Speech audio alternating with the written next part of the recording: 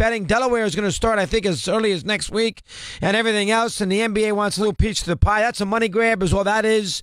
Let them get money from Vegas. How come the NBA wants money from the new states that are going to do this, but they can't get a nickel from Vegas? That doesn't make any sense. If you don't have any money from one state that's been doing this for 50 years, you can't get any money from the new states. That doesn't work. I mean, where is the precedent that that you have received money for folks to allow to bet on your games? I don't understand. Vegas doesn't give you a nickel. So why should Delaware or New Jersey or any of these other states?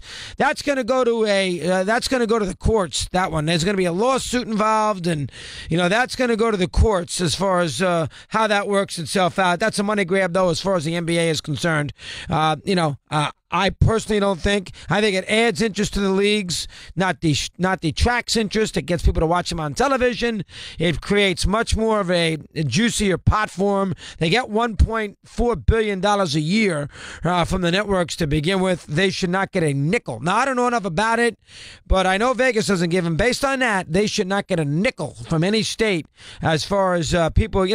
Again, you're going to get to a point where you're going to lose the idea here. As it turns out, somebody betting in Delaware or New Jersey pays taxes. He's going to have to pay state taxes and all the taxes. Everybody's going to get a little cut of his earnings. And then if you're going to have to give some of that deal to the NBA, you're going to get more cut out of it.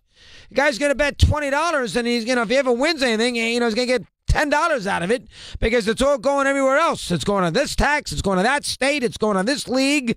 It's a mess. So we'll see how that comes. And that baseball is going to do the same thing. The NFL has moaned and groaned about a luxury tax or essentially a integrity tax for a while too. That's going to be an interesting fight. We'll see how that comes. How that comes down here in the next 4 or 5 months. Beeline talking to the Pistons. We are surprised about that. We understand he's in Ann Arbor. Detroit from Ann Arbor is about 40 minutes. So you get that. It's nearby. That arena's in downtown Detroit. Maybe Beeline's getting tired of recruiting. He did get to a championship game. He's done that twice. He's about probably 61 or 62 years of age. Maybe he sees Stevens. A little surprised that Beeline has shown some interest with the Pistons.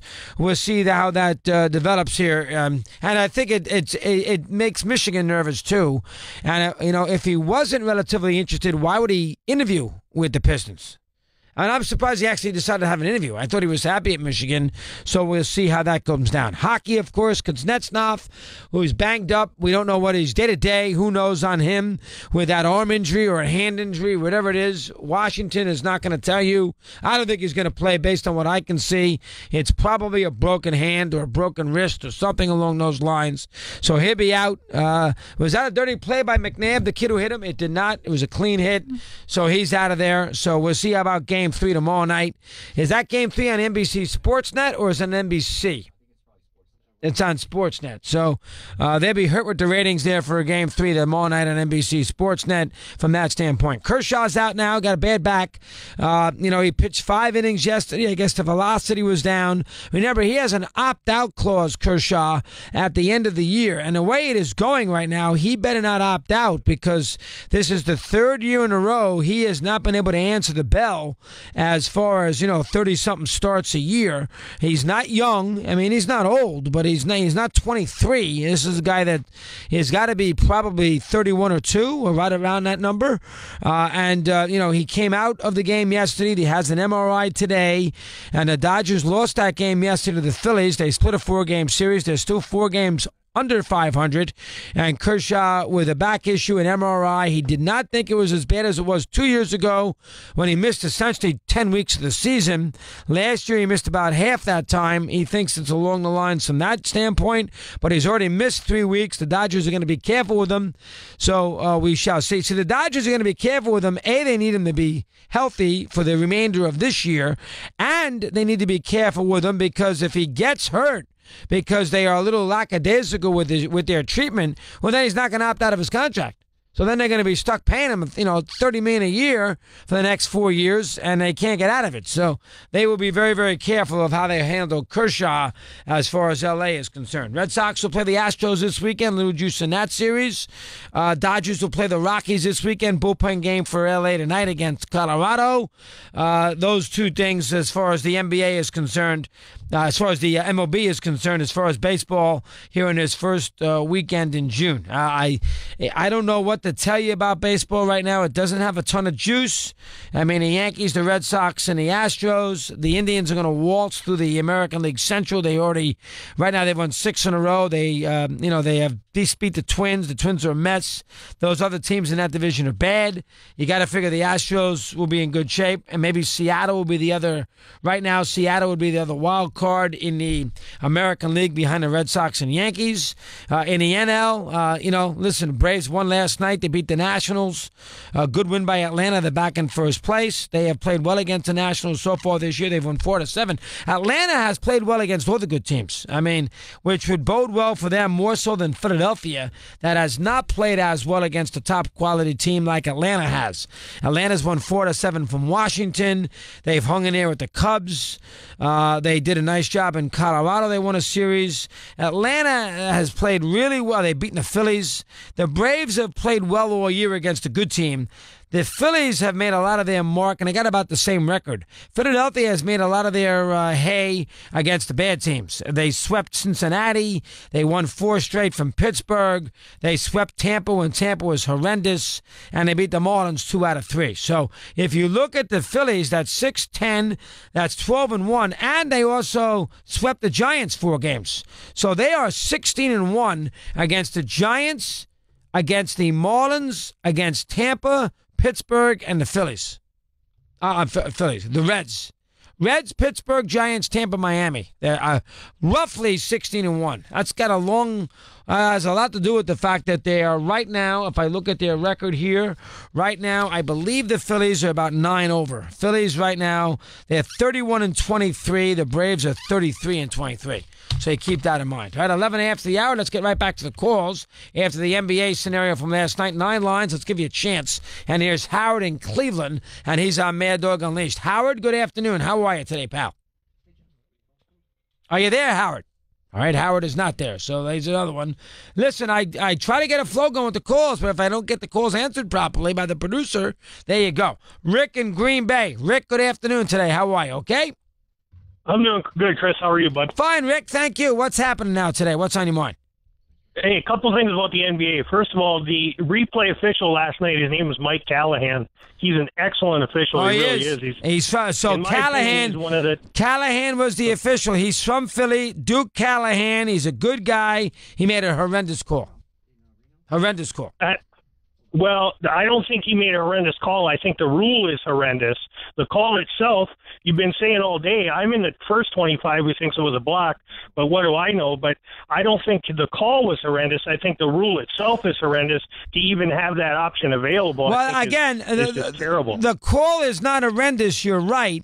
But the problem with it is you cannot overturn something in which there are 50 officials and one official would rule one way and another official would rule another way. So that is why Callahan made a mistake. He had 2 officials on the court who saw it both ways, and Callahan, where it wasn't overwhelming, decided to go the brothers' way with the block instead of the Mara way, which was a charge. And Callahan, who will officiate, he's a big official, he will officiate games. We wondered who that official was. Good job on your part telling us there, Rick.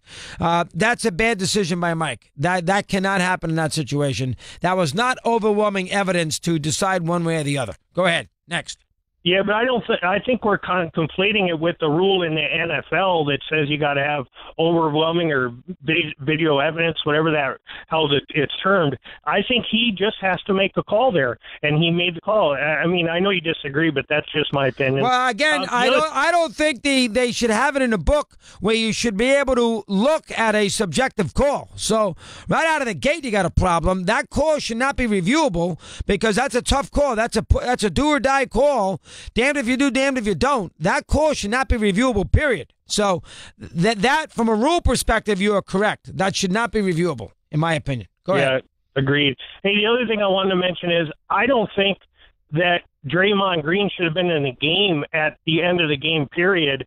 Every single call, and somebody said this earlier, every call it is called against him, he makes it a big deal. He shows up the official. On the first call he had against LeBron, he went nuts when he clearly hit him right in the face. they need to tee him up early. Good point. And that usually calms him down. And then if he has another one, he's out of the game. I know they're going to get raked if they get him out of the game, but he should have the way he acted last night and the way he acts, unfortunately, most of the games, he shouldn't be in there at the end of the game, and that would have made a totally different. Well, he is going to be in there. Kerr's going to play him. He's going to play him at the end of these games. But you're right. He did make a big deal. I had forgotten that when he slapped LeBron in the face. He went crazy about how that was a bad call. Very difficult to root for. I'm not trying to say that Kerr has got an easy decision there. These coaches play a lot of knuckleheads because they're good. You know, Phil Jackson played Rodman. You know, Pat Riley played Anthony Mason, Oakley, and they were always and Starks, who at times went nuts. You know, these coaches play these players because it helps them win games. So you got to live with it. Here's Harry in New Haven, Connecticut, says hello. Harry, good afternoon. Your turn. How are you today, pal? Hey, Doggy, long-time fan, been listening since the 90s when I was in high school, and first-time calling. Good to have you aboard, Harry. Thank you. What's up now? Let me hear. I've been watching hoops. I probably haven't missed more than 5 finals games since the 90s, since I've been a fan of yours. And I'm telling you, watching that game last night, that's probably the most impressive, if you add it up to everything else he's done so far in this postseason, the most impressive, amazing performance a guy has ever given in the finals. And he's in the middle of creating this masterpiece. And the refs, I mean, look, I know that there's ticky-tack fouls. You can go either way with the strip call. You know, he had the strip call on Durant that didn't go his way. And then he gets fouled on the other end. That doesn't get called. Curry hits a 3. That's a 5-point swing right there. And then they call the charge and overturn it. Aren't they due for a call? I mean, I don't know how you overturn that call, but they basically took this player that has been the storyline, the main storyline for the NBA for over a decade now. He's in the middle of creating his masterpiece, and these refs basically took it out of his hands. Well, again, you don't want to give him a break because he played so well. Give him a break, but if he's, you know, you can't give every call to the team that has 4 All-Stars in the starting lineup. At some point, you got to say this is a 50-50 play. We made the call. Let's stick to the call. Well, I agree with. That's a terrible job by Callahan. He did an horrendous job there, and he's a good official and a good guy, and that's an horrendous call in that situation. No argument. That's a mistake. Now, as far as free throws are concerned last night, you can't argue too much. 22 for the Warriors, 20 for the Warriors, 22 for Cleveland. Personal fouls last night, 18 and 18. So, from that standpoint, if it was funny, I thought the game was well officiated until the last minute or so of regulation. I thought it was well officiated. I didn't think about them. They blended in with the game perfectly. They did a nice job. And then I thought they did a very, very poor job at the end. And Brothers compounded a horrendous error by making I don't know what he was thinking about at the end of overtime. That is, to me, I mean, you're going to call a flagrant on that with Tristan Thompson, which caused that melee? Just awful. A terrible job of officiating in that standpoint. Craig in the Bronx. Craig, good afternoon. How are you today? Hey, Doggy, what's going on? I got 3 quick points for you, and let me shoot them all out before you respond to them. The first one, I know where you stand. The first one, I don't think with the last 5 minutes of Game 2 that the Cavs will get within 7 points or less during the entire last 5 minutes of Game 2. That's the way. That's just my feeling. That's the way to bet. That's the way to bet. I agree with that. Go ahead. Number 2. Okay. Now, number 2, we all know JR has made this mistake before as a Knick, like everyone's been saying. But do you recall the back of the papers when he did that? Because I got a picture of it right here, the Daily News. I know he did it. I don't remember the game specifically, but I do know he did it. Go ahead. All right, but on the back of the paper, it says, why JR? An inset picture of JR with the exact same dumb look on his face. You know, the look that JR is like that relative that everyone has that you don't want no one to know you're related to. And it says, Smith shot dooms Knicks as guard says he didn't know the score, and a big picture of Melo with his hands on his hips and his head down. So that's just funny if you look that up and see that. Yep. I did know that there was a game there, and it was a good job by Mark Jackson last night knowing right away about Derek Harper, which was interesting. Go ahead. Number 3. And now the third thing is, I didn't hear no one else say this yet, but the NBA, I think, kind of thought they were going to have a weak finals, leading up to the finals, as did everybody else. So the NBA, which is in business with ESPN and everyone else, they were all giddy about this Jordan and LeBron and Michael Jordan comparison the last couple of weeks, hearing everyone's arguments, this and that. Do you think it is possible, because I do think it is, that in a losing effort, whether it be in 5 games, 6 games, 7 games, maybe even 4, that LeBron James could be the MVP of this series? Not impossible. He's going to have to win a game. I don't know if he's going to get it if he gets swept. He's going to have to win some games. West got it, but it was in a 7-game war against Boston when he averaged about 39 a game and 50% shooting. So he was hurt with a bad hamstring. He's going to have to win a game minimum to get that. Now, we all know he's the best player. Last night, if you had an MVP, you'd give it to LeBron because of his performance, but Curry was a worthy player last night. He played great, so keep that in mind, too. Jason is in Saratoga, New York. He's on Mad Dog Unleashed. Jay, welcome. How are you today? I'm great, Mad Dog. Last night's one of those games where you actually wait for the, post-game press conference. Most times with those excruciating losses, you turn off the television, but last night was not one of those nights you actually – you stayed up even an hour past. Absolutely right. Last night you wanted post game sound is what you wanted last night. 100%. It was great. And one thing I did want to mention, even at the end of the overtime there, and I know it's pro sports, I get it, but the Cavaliers had conceded the game. They did not foul when Golden State got that rebound with 20-something seconds left. So the fact that even Golden State did put up the shot that led to the flagrant. Yeah, that's Livingston. And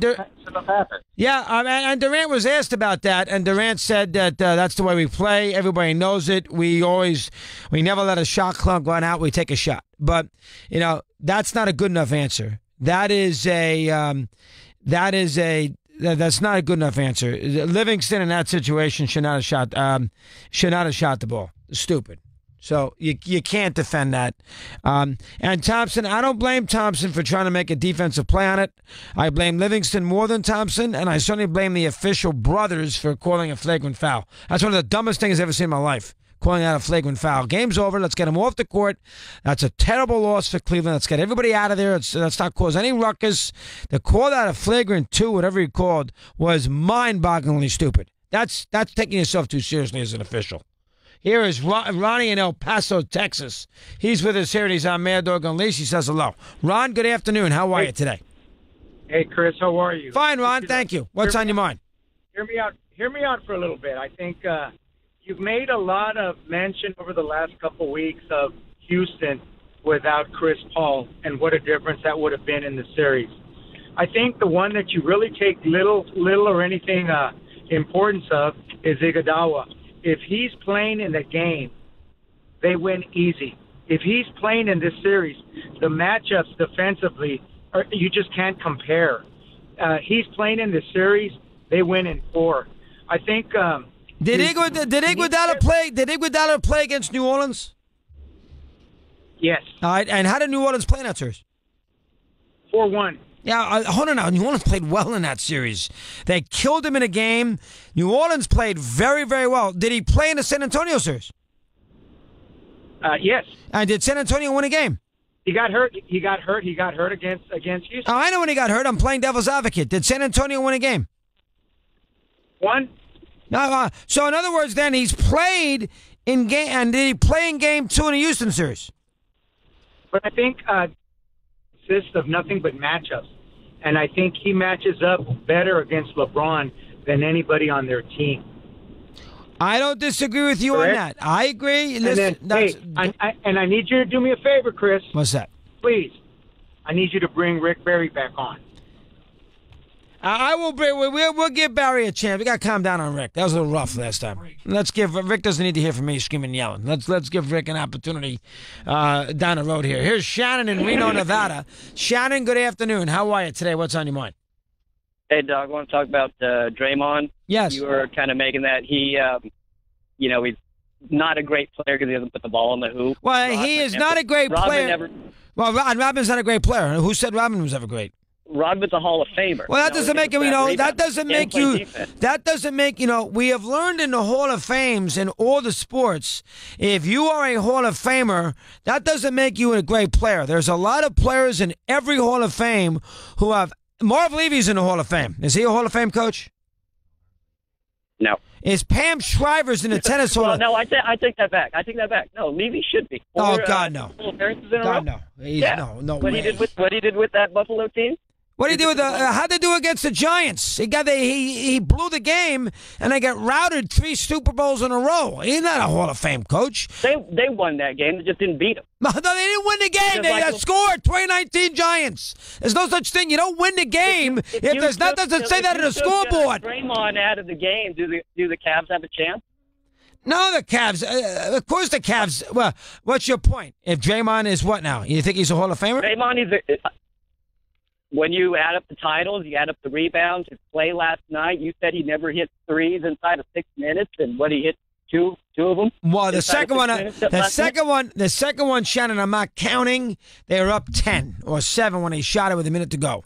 The first one I count. That was a big shot, no question about it. I'm going to say what Kevin Lockery said to us the other day. Here's your problem with calling Draymond Green an all-time great. He cannot score in the last 6 minutes of a game. Cannot score last 6 minutes. If Draymond Green was on the Sacramento Kings, they win 30 games. That's the problem with Draymond Green. That's why now he's going to make the Hall of Fame because they put everybody in. But that's the problem. They put everybody in. These Hall of Fames now are so watered down, it's a joke in every sport. I don't know that much about the hockey one, but they're watered down in basketball. They're watered down in baseball. In baseball, it's tough to me to say that. They usually have the best Hall of Fame, and it's really watered down in football. And tennis. Pam Shriver's in the Tennis Hall of Fame. Pam Shriver never won a major. Played in one final. Think about it.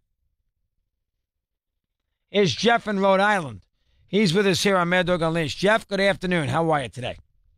Doing well, Chris. Thanks for taking the call. And, I got 2 quick points.